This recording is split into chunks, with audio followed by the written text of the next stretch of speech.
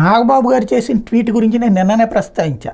అది అల్లు అర్జున్ గురించి అని అందరూ భావిస్తున్నారు. లక్ష్మణుడి నవ్వు అని, ఆయన నవ్విన నవ్వుని ఎవరికి వాళ్ళు తమని గురించినే అని ఫీల్ అయ్యారు అని చెప్పి ఉన్నదాన. అట్లాగే ఇక్కడ తాజాగా సాక్షి దాన్ని మరొకటి కోణంలో ట్విస్ట్ చేసుకొచ్చిందనమాట. ఏంటి అంటే, జనసేన అధ్యక్షుడు పవన్ కళ్యాణ్ సోదరుడు ఆ పార్టీ రాష్ట్ర ప్రధాన కార్యదర్శి కె నాగబాబు సంచలన వ్యాఖ్యలు చేశారు.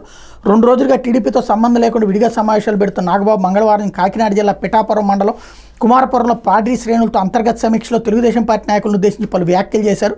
జనసేన వర్గాల కథనం ప్రకారం అంటూ రాసుకొచ్చింది. పిఠాపురం నియోజకవర్గంలో ఓ టీడీపీ నాయకుడు తమను తీవ్ర ఇబ్బందులకు అవమానాలకు గురి చేశారని కార్యకర్తలు నాయకులు నాగబాబుకు ఈ సమావేశంలో చెప్పారు.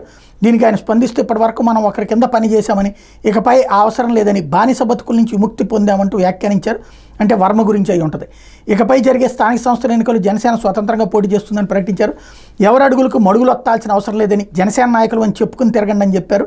అంతా తామే చేశామని ఎవరైనా అంటే గట్టిగా తిరగబడాలని స్పష్టం చెప్పినట్టు తెలుస్తుంది. మీ వెనక అధినేత పవన్ కళ్యాణ్ ఉంటారని, పార్టీ అండగా ఉంటుందని భరోసా ఇచ్చారు. పరిస్థితులు అనుకూలించక 10 మెట్లు దిగి మనస్సు చంపుకుని తగ్గి ఒకరి కింద పనిచేశామని వ్యాఖ్యానించారు. కానీ ప్రజలు మనల్నే కోరుకున్నారని, ఇక్కడి నుంచి మనమంతా ప్రజలతో ఉండాలని, ఎవరితోనో కలిసి ఉండాల్సిన అవసరం లేదని స్పష్టం చేశారు. ఎవరికి సమాధానం చెప్పాల్సిన పని లేదని చెప్పారు. వారు పెట్టిన బాధలు భరించినందుకు మీ అందరికీ క్షమాపణ కోరుతున్న మీ అందరినీ అని నాగబాబు అన్నారు. ఇది నిజంగా ఆయన అన్నారా లేదా వీళ్ళ సృష్టి అన్నది తెలియదు.